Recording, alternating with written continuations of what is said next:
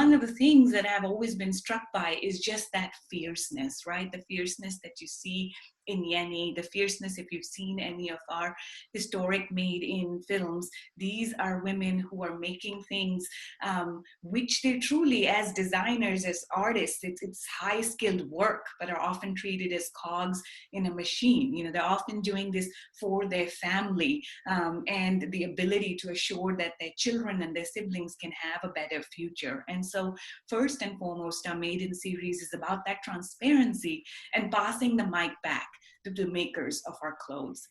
You know, in all of our years of doing this series, one of the things that we were struck by, you know, we had gone to China and India, Pakistan, Cambodia, was that there was this sense that somehow all of these issues just happen overseas, and that this was very much an Asia-centric problem. You know, I'm myself Pakistani American. There was a sense that, oh, all of this happens in Asia, nothing in the Americas, and specifically not in the US of A. And so time and again in, you know, lectures at Parsons and California College of the Arts, there was the sense that, hey, if we just buy made in America, or if we just bring production a little bit closer domestically, that somehow the conditions will be better. And so we actually launched this dual filming. We filmed in Mexico and the USA right around the time that the NAFTA negotiations were happening. You know, under this current federal administration, there's been a lot of demonization of one of our most important strategic partners. Often the people who make our clothes, as you saw in the film, you know, a lot of our denim comes from Mexico. We don't realize how much production still sits there. And then the apparels of, you know, predominantly Latin American and Mexican and some Asian population that's right here in downtown LA. So we really think of Made in Mexico and Made in USA. We wanted to launch them together to give people a sense of, you know, just how important our trading partner in Mexico is, and the recognition that anything that can happen overseas can happen right here at home as well. And, you know, the final thing I wanted to leave you all with, if you've been watching the news over the last couple of days, there's been more media attention both to sweatshops in Leicester, UK, and as well as the conditions here in Los Angeles, the USA. And, you know, especially for some of our friends joining us from across the pond, it's to realize that the issues in Leicester, the issues in LA, this is not new news. It often bubbles up in the media, there's an outcry, and then it goes away. And so we just thought it was a timely time, especially with all the incredible work the Garment Worker Center has been doing with SB 1399 up for a final vote, for us to be talking about, here's an opportunity for us to finally actually clean it up, to not be stuck in the rhetoric of, oh my God, this is terrible, I can't believe it's happening right here, and then to go back to our day jobs. And, you know, the truth is that the price reflects the exploitation. The very, very fast fashion brands, whether it's Boohoo exploiting workers in Leicester, UK, or whether it's Fashion Nova and Ross exploiting workers in LA, when something is so cheap, when something costs $10, $15, the price of exploitation is reflected in that garment. So that was really, you know, the thought behind this making of the film. I'm so excited that Yeni is here. I'll pass it back to you, Rebecca, and I so appreciate all of you joining us today. Thank you so much, Aisha. I think that context is really helpful. Yeni is here now, and while she's working on her video and her sound, let me introduce everybody. So Marissa, as you see here, is the director. Marissa Nuncio is the director of the Garment Worker Center. Hi, Yeni. And Marissa joined the Garment Worker Center in February of 2013. She proudly identifies as Chicana, and in 2001, she joined Sweatshop Watch, a co-founding organization of the Garment Worker Center. She was inspired by the work at the intersection of law and organizing. The Garment Worker Center is an organization entity. So she went on to earn her Juris Doctorate at Loyola Law School. And she has been fearlessly leading the Garment Worker Center movement for the last 7 years. Yeni is joining us as well. You saw her in the film. She has worked in the garment industry in Los Angeles and in Indonesia for over a decade. She's a mother of 3 and a leader at the Garment Workers Center, fighting for dignity and fair wages for all garment workers. And she's a member at CAST LA, advocating against human trafficking, because human trafficking is a very prevalent issue in the garment industry as well. So thank you to everyone who's here. I appreciate Aisha for giving us context on why the film was made. So Yeni, I'd like to ask you the first question. You know, why is it so important that your story and the story of all garment makers is shared with us? You know, why is it important to tell your story? I'm going to unmute you.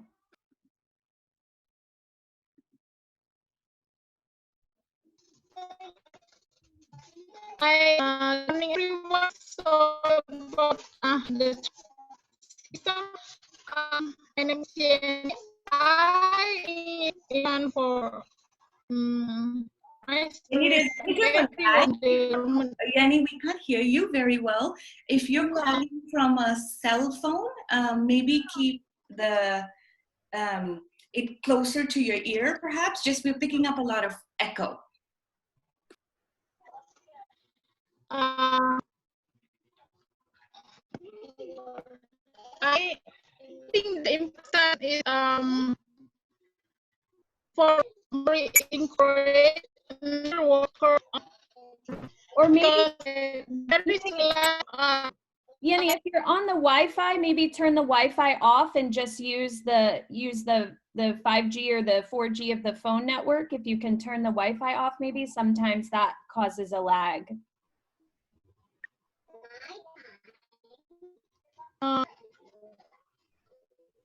The phone is not working. She's only on. I'm going to give her just a minute to get set up. So Yeni, check on your Wi-Fi. While we wait for that, Marissa, I know that you are often you and I are often asked why current law in Los Angeles, in California, in America doesn't protect against these sweatshop-like conditions. Right. So can you talk to us about prior legislation like California Assembly Bill 633 that was passed back in 1999 and right. what its original intent was to prevent this? Sure. Yeah, absolutely. AB 633, which was passed in 99, was called the Garment Worker Protection Act. And it was intended to be this landmark legislation that created sweeping change and protections for local garment workers. It was passed here in California. And in many ways it was, really important legislation. It created a process for workers to bring wage claims forward. It required garment manufacturers to register. It did a lot of really important things.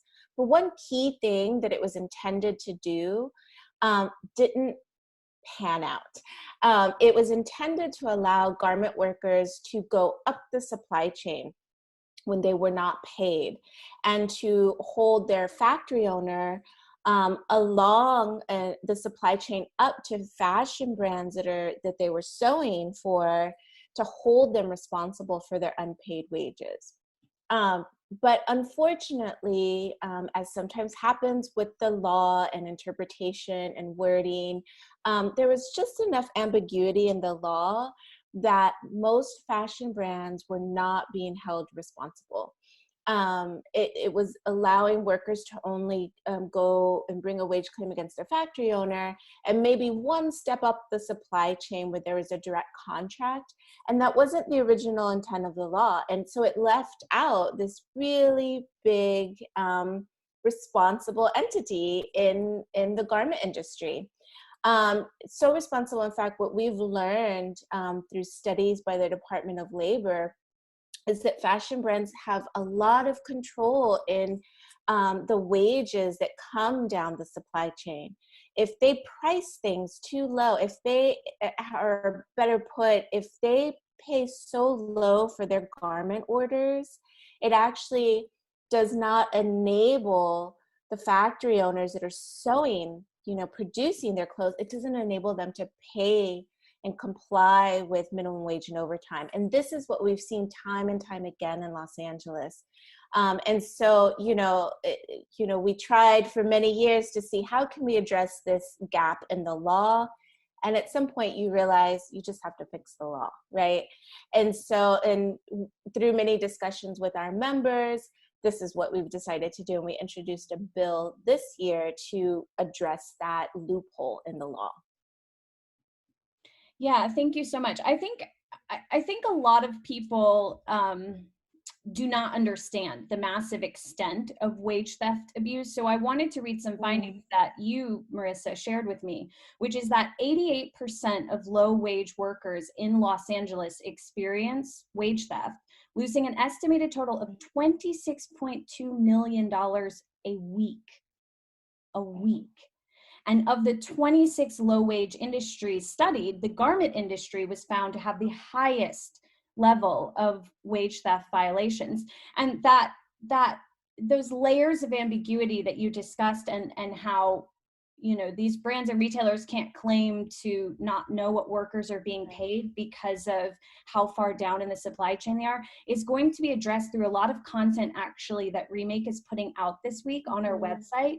There's some articles where we're talking about Ross specifically and how they use this system to give themselves immunity and distance. And so we go into a little bit more detail about that contracting system for anyone who's kind of unclear on that. Please pay attention to some of the stuff we're putting out so you can learn more about how that works. Yeni, I'm going to unmute you again. Guys, she's going to not share her video in hopes that that will increase the bandwidth of her Wi-Fi. So can you hear us, Yeni? Are you able to speak now?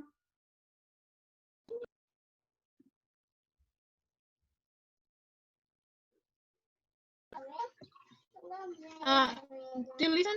Hi, good morning. Oh, that's much better. Thank Hello. you. Hi, good morning, Yeni. Yeni, yay. Hi. Thank you so much. My name is Yeni. I'm sorry about trouble connection. That's okay. Don't worry. I want to ask you a question. Yeah. Yeni, I want to ask you. So you talked about this in the Made America film, that you were a victim of wage theft here in Los Angeles for a very long time. And until you partnered with the Garment Workers Center, you didn't know your rights. And there is, this confusion and uncertainty is very common for garment workers. Can you talk about that? Yeah, because I was escaped from the human trafficking, labor trafficking in the 2012, and then after that I work in the garment industry in Los Angeles. I don't have skill I don't have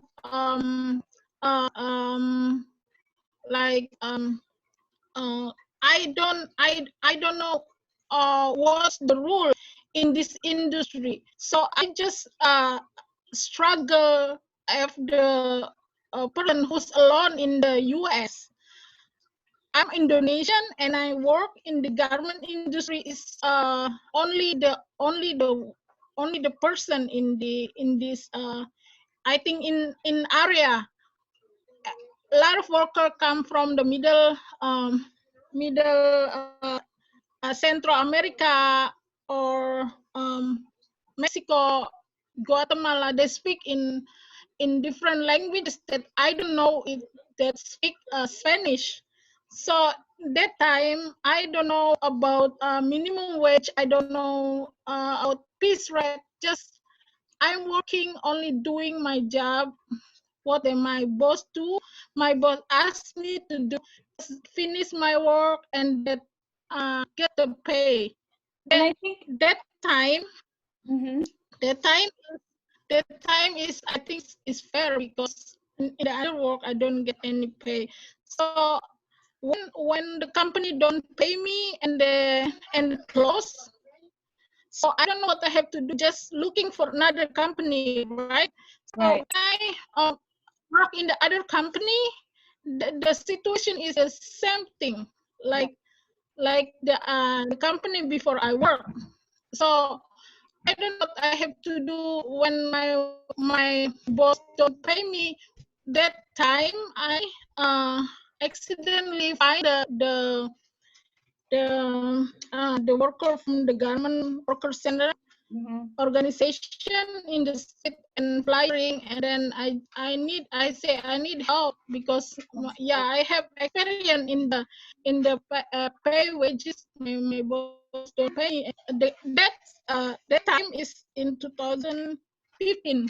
Yeni, 2015. Yeni, I think you bring up a great point, which is that because you were coming from another culture and didn't speak the language very well, you didn't understand your rights. But I think something that's important for the viewers to understand is that a lot of workers, even if they do understand that this legislation exists to protect their rights, the reality is that even if you are of illegal immigration status in California, you are still protected under California labor laws.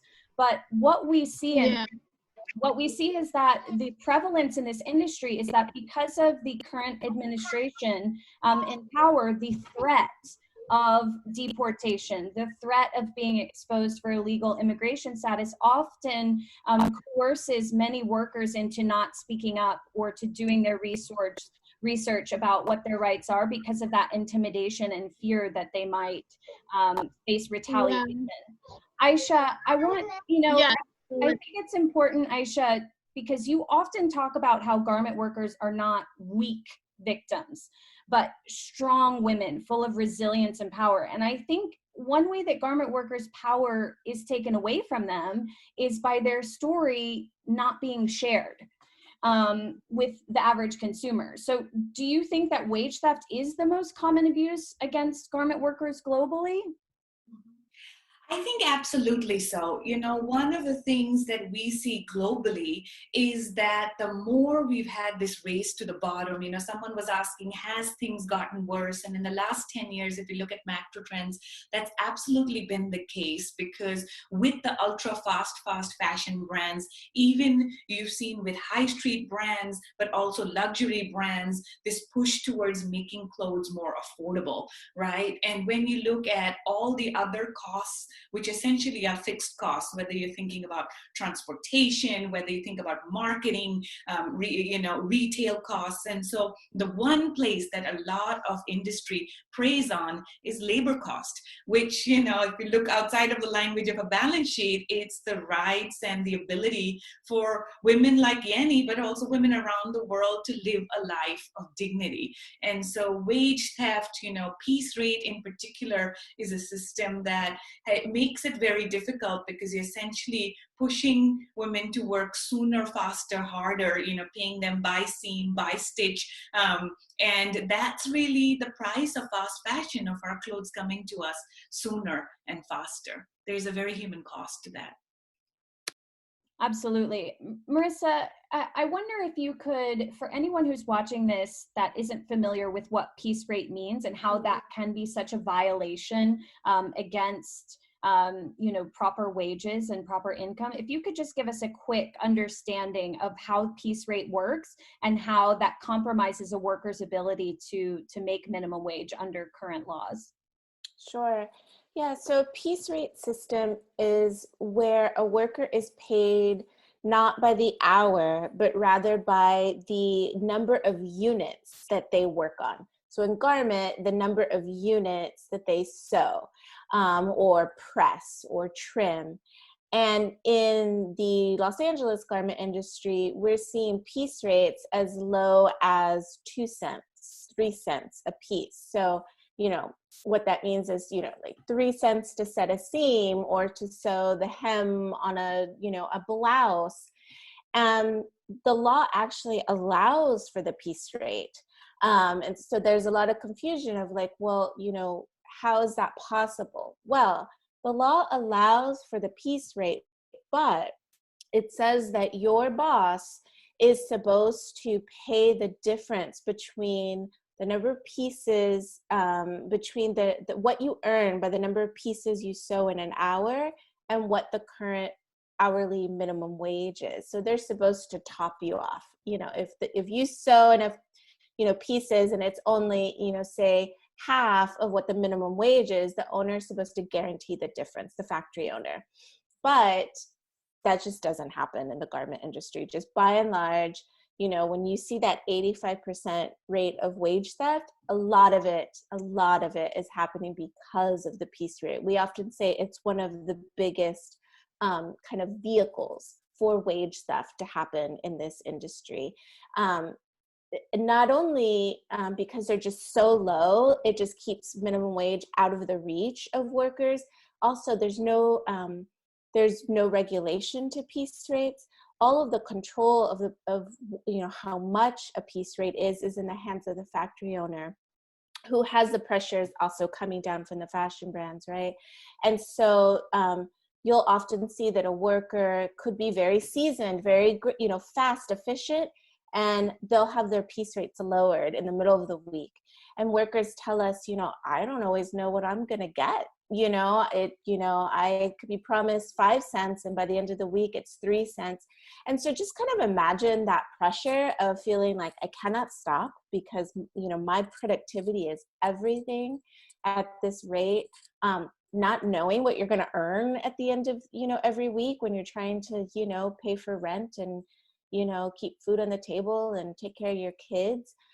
It's, you know, just as, you know, when you talk about like worker dignity, it's just, we've really learned and listened from our members that this is just, you know, they say we're tired of earning pennies at a time. We don't want to earn like this anymore. And it just makes sense, you know, so. And I think one key thing there, Marissa, right, is that a lot of these payments are in cash. And this is, again, something we see around the world, because then there's no paper trail. That's right. Right? And you never know what you're making, and then you're just paid in cash and you're beholden to the factory bosses. I think another thing that's really important here is just how much some of this becomes the intergenerational impact, you know, these rock bottom wages, which keep a generation of women, but sometimes even their families trapped then in poverty. You know, it's common, as you know, in LA for workers to also talk about, I didn't meet the quota, so now I'm going to take work home. Right. Then you have family members or perhaps children helping you with trying to get through the batch to be paid. And so again, the sort of how it trickles into then your household in making these unlivable wages and keeping that entire generation trapped in poverty. That to me is one of the most heartbreaking pieces. Yeah, absolutely. I always say, you know, the ripple effect. Wage theft isn't only about the numbers, as you said, a line item in the, you know, or it's the ripple effect and the impact to the worker, to their family, to the home, and to the community as a whole. And I think that's why this fight for workers' rights is so important, because that ripple effect can also be as great, right? And you know, there was a comment here on the chat about, well, what about certifications? And, you know, I have a lot of strong opinions about this. I'm sure, Marissa, you do too. But I think for a lot of people to know that the audit industry has historically operated as for-profit. It's often brand paid, and that even in 15 years of us having audits and certifications, when the customer is the brand rather than the worker, what you see is just a lot of, you know, cooking of books. Audits reports can be for sale. Just because brands have an understanding of the constant violations doesn't mean that they clean it up. I mean, someone asked here, you know, are the conditions in LA new? And the answer is, well, no. You know, maybe it's become heightened in the current anti-immigration climate, thinking about, you know, bosses threatening around ICE raids, also knowing that the start of Fashion Nova and some of these brands has meant even more of a race to the bottom. But the issues are not new. And, you know, this is why we really wanted to talk to you and Yeni about Senate Bill 1399, because trying to have the brands essentially guard themselves through audits and certifications, especially since the Department of Labor here in California has held these factories in violation for so long. It's more about cleaning this up from a regulation standpoint rather than relying on some of these voluntary certifications. I think it's also important to talk about, you know, piece rate in the context of COVID-19, because Marissa, you know, you talked about this on the call that I was with you on last how this pace, this relentless pace, not only does it force workers to forego meals and bathroom breaks, but in, you know, light of current conditions, it doesn't give them time to go wash their hands, to sanitize their workstation. It's just this non-relenting pace of, you know, keeping up this production. And it's hazardous and it's terrible in normal times, but in, you know, pandemic times like this, it can have, you know, an amplified negative effect as well. So I think that's important to mention, you know, that these effects of COVID-19 are amplified for these garment workers because of the conditions that were already prevalent before it started and have only grown worse since then. Yeah, that's very true. And unfortunately, at this point in the, you know, in the pandemic, we are getting calls pretty much every week now from members that are sick. So, you know, this is, and that's because of exactly of the conditions that you're describing. Yeni, I want to ask you and give you another moment to talk about why SB 1399 that you are helping the Garment Workers Center advocate for to pass is so important to you. What does it mean to you and for garment workers?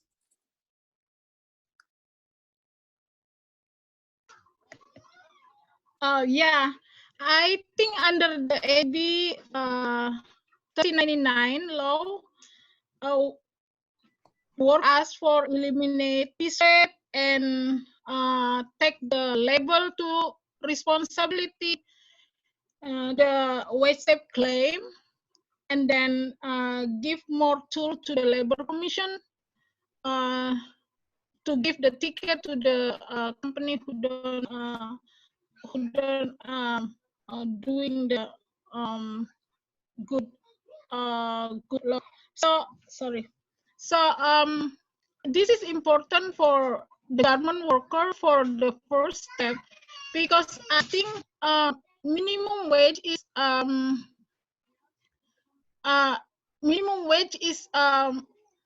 for basic right for the worker, right? Because every single year yes, the living wage rise up, and I think the garment worker have rights to get minimum wage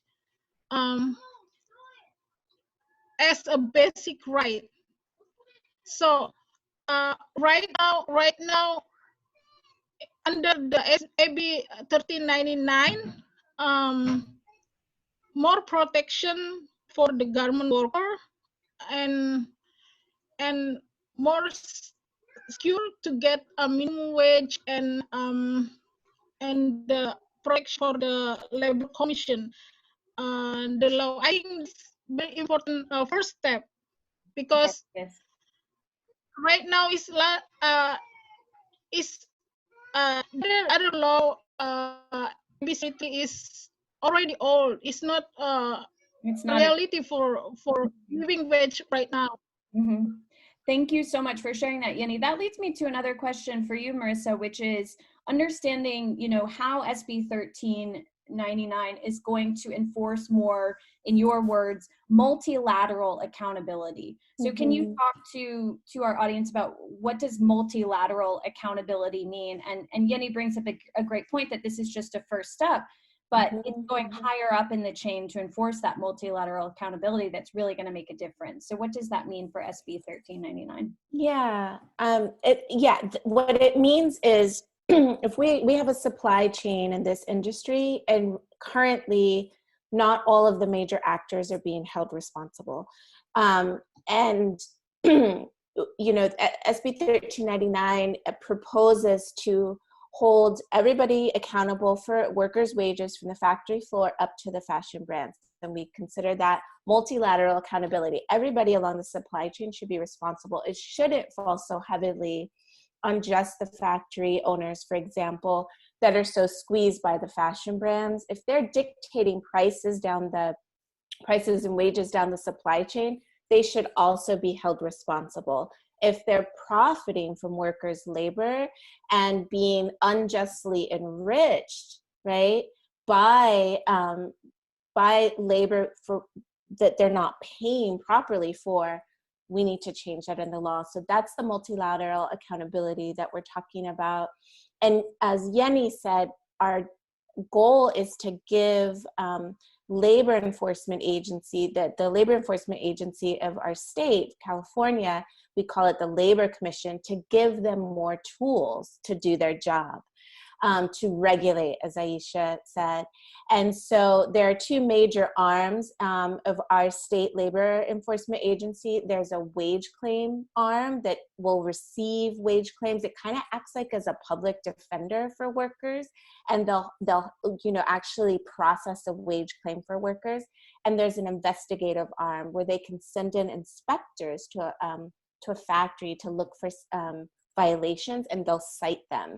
And they can also reclaim wages. So we're trying to give both of those arms of this labor enforcement agency the tools to be able to go all along the supply chain and hold them accountable for wages. Absolutely. And a lot of people are commenting in the chat, if I'm a brand, or I'm a retailer and I buy from other brands to carry in my store, or if I'm a consumer, how can I see more into these issues, and how can I understand what's really going on? And transparency is key. I mean, you can ask these brands, can I see inside your factory? Can I talk to your workers? Can I, see what's going on here? Because if there's nothing, that it's important that, it doesn't become like a zoo animal. Like there are often, I think, brands who are like, oh, you can come and look through Made in LA, just walk through, here's a sort of shining part of the factory. But, even the labor inspector was brave enough in our film to share there's a lot that happens on the back end that you don't see. And, a lot of this is directly because of the purchasing practices of brands and retailers. If you're going to want things very quickly and very cheaply, then a lot of the factories, they in turn subcontract.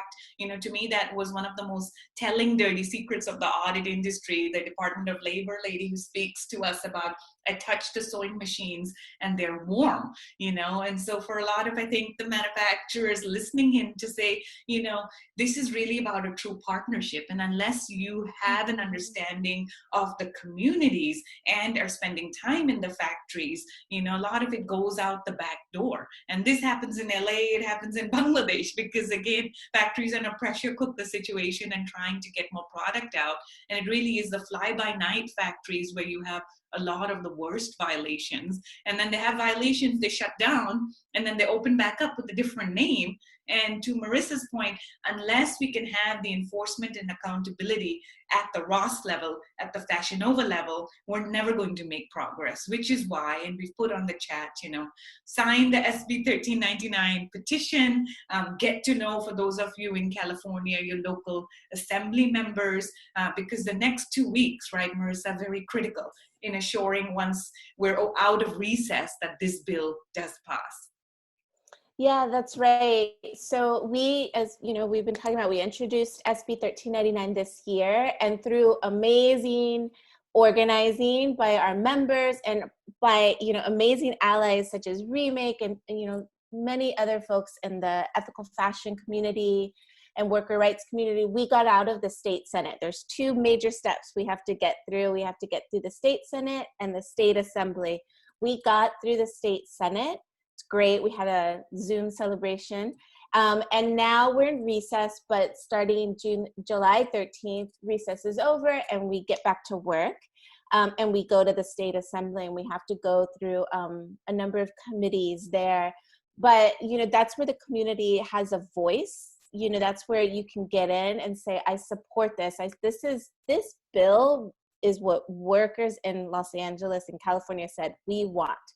Through many, many focus groups and workshops and butcher paper on the wall, workers crafted this bill with us, and workers have, have been in legislative meetings, have been talking to me. This is a worker-driven bill, and if you want to support workers locally, this is how you do it right now. Get in there, support what they're asking for. You can contact your assembly member. I think we put in the chat how to do that. You can sign a petition, and we'll keep you abreast as we move through this of how other ways to support support. If you're a brand where, they really want to hear from local business. Our legislators really want to know, what do you think about this? And you it takes can 2 minutes, It takes 2 minutes. Yeah. Yes.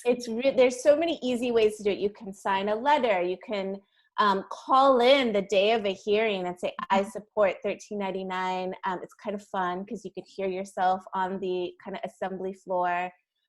So you can really get in there and make a difference. We're seeing it happen, so quickly, and we're really encouraged, but we still need support. Absolutely. And one of the things I know from the chat, people are asking, well, what about New York? And, one of the reasons we, of course, focused in LA is it is the sort of largest hub of domestic apparel manufacturing. We know that there is some, manufacturing in New York, but not of the same size as LA. But, I'd welcome your thoughts, Marissa, but our thinking is California has always been a pioneer in some ways, thinking about the California Transparency Act, thinking about this bill, and the hope is that maybe other states can follow through. So if we were to get this landmark legislation passed, that this could be a good example for other states that are wanting to do something similar. Yeah. And I'll say, I can't, speak and say who, but, we've already been contacted by New York legislators to say, hey, that we're really interested in this. Talk to us about this model, and that's exactly the point. Build a model and help it grow, right, for workers. When we first passed AB 633, car wash workers, janitors, they looked at our legislation and modeled legislation for their own industry, and they did a better job at it. And then we came back and we're looking at their legislation and saying, hey, they did that better than we did. And, you don't have to recreate the wheel, but that's the part of law and organizing that I really like, is these ideas can grow and can improve upon themselves. And it's, ultimately all, when it's driven by workers, that's just really exciting. Yes. And there was one comment here about someone asking, I'm in the media, and it was fascinating for me to be thinking about different ways to be casting the voices of garment makers and how I can do a better job. And I'd say, one of the ways to do it is to really go directly to the source. I think historically, whether it's articles, stories, documentaries, too often they're written on behalf of, versus elevating incredible women like Yeni to tell her story directly. And, I will mention sort of one fun thing. Yeni, you had said in the film that fashion is beauty and art, and nothing would make you happier than to make something for Lady Gaga. So we actually contacted the House of Gaga to see if they would have a conversation with you. Who knows, y'all, with the power of social media, maybe we can get Gaga, who is an activist in her own right, to connect with Yeni. And how amazing would that be as a media moment if, Yeni could make the next beautiful outfit for Gaga. Love it. Yeni can do it. Oh my God. Yeah, I think the big dream step are, I don't know, Lady Gaga is a star. She's not untouchable for me. Is only just dream. Just big dream. Thank you for sharing. That would be so amazing. Champion. Yeah. She started, and then she's innovation. So I just proud if I be in the part of the her fashion or in the maker her dress. Just think curiosity. It is a big dream, but she's dream big, Yeni. Champion for you. Maybe she'll write back. The trailer for you to share. We have a trailer with Yeni saying, Lady Gaga, I would like to make something beautiful. Maybe we can help make it viral and get the House of Gaga to write us back. But I think, again, treating garment workers as the artists that they are and designers, and, rather than just a cost-cutting center as the industry has historically been. We just have a couple of minutes left. So Aisha, I want to kind of close the loop on this. And, SB 1399 is so important because it closes those loopholes that currently protect retailers and manufacturers. And the Garment Workers Center has stated that responsibility for wage theft should be shared among the entire supply chain, especially when workers and small businesses are experiencing such economic hardship as during this pandemic. So I really quick want to touch on that and circle back to pay up. And, can you talk about the ripple effects that we're going to continue to see throughout this industry as we head into fall, and what actions need to be taken to ensure that brands are sharing the impact and responsibility of this, and that it's not all falling directly on the garment worker? Look, one of the biggest fashion thefts of our lifetime has happened in COVID-19. Something like $40 billion worth of orders have been canceled globally, with a lot of brands and retailers essentially shoring up their own cash reserves at the expense of vulnerable workers. And I think for everyone, who supported Pay Up, I thank you so much. At this point, we have garnered over 200,000 signatures, which is why, again, the power of signatures, why we have to assure that this petition gets as much love. And through those 200,000 signatures, we have recouped 1/3 of that stolen money, which means $15 billion in orders from 17 global brands have now been paid up. That is $1 billion alone in Bangladesh. That is really the power of activism. And this is not charity on behalf of these brands. A lot of that was, production that had already happened. Some of it was sitting in docks and warehouses. Some of it had already reached the shores of the US and the UK. And then all of these brands said, claiming COVID-19, because of major forces at play, we're not going to pay for these orders. And so really it was the biggest fashion heist in the history of the industry. And I think it has shown us how this pandemic has really allowed brands and retailers to shore up their cash, especially as orders for the summer and fall are not looking as good as they did last year. Many stores remain closed, and a lot of e-commerce sales are also not the same. As that, this is a time we shouldn't be forgetting. And right with us closing, one of the things I really want to draw our attention to is the amazing work the Garment Workers Center is doing around emergency relief for workers, knowing again, the bill must pass, but you, Marissa, overnight, you all have become from an advocacy organization to a relief organization, and wonder if you can speak to that a little bit. Yeah, that's right. When the pandemic hit and there were safer at home orders, that meant that business shut down, and garment actually wasn't considered essential, right? And initially, and we had 70% of our members lose their job overnight or within a couple of days, and face tremendous food insecurity. So we began raising money. We have a relief fund, and every penny of that goes to workers. Every month we do a funds distribution along with a food distribution. And so at this point we've been able to just from donations and some foundations, we've been able to give out 3 months of fund to emergency funds to over 100. Now we're at about 120 folks. That means 120 individuals and families. And we're going to do it again next month. We're at sort of another kind of crescendo in the pandemic. We still have a tremendous amount of folks out of work. Or now it's really shifting into folks that have gone back to work as there's reopenings, and then they're sick. They're not being provided paid leave, sick days. They are not eligible for unemployment, many of workers, because of their immigration status. So the need is still there, and that, we're just turning to the community and saying, help us raise funds. Every penny of it goes straight back to the workers. So I think that has been put on the chat. So and for those who are able to, sign the petition, donate to the relief fund.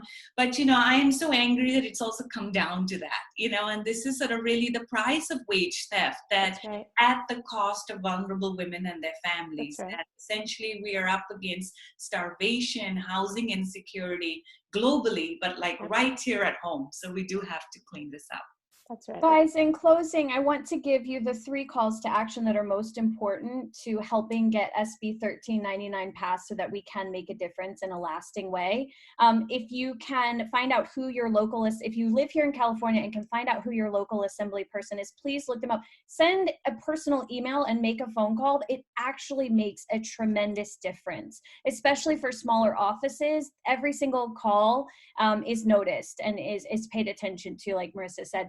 If you're from out of town, please sign the petition. Again, the link to that is in the chat, so you can still add your voice to this movement. You can still put a lot of power behind the petition to show that a lot of people within the fashion industry are here to support it. And as Annie mentioned in the chat, if you're a brand and you want to learn more about what this bill means to you and your manufacturing process and how you can support it, please get in touch with the Garment Workers Center directly at outreach@garmentworkerscenter.org, so you can learn more about how to add your voice to this as a brand. I think that one thing that we always emphasize on the close of our remake calls is the incredible power that your voice has through social media, through making phone calls, through sending emails. We always want to leave you, we never want you to feel powerless.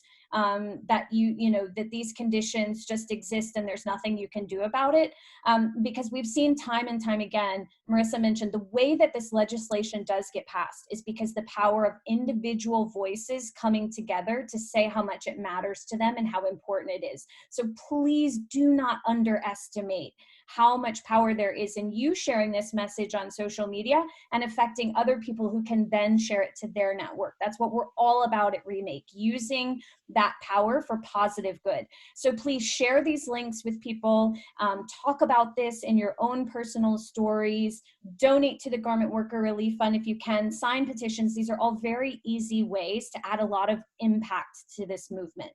As always, you can follow us at remake.world.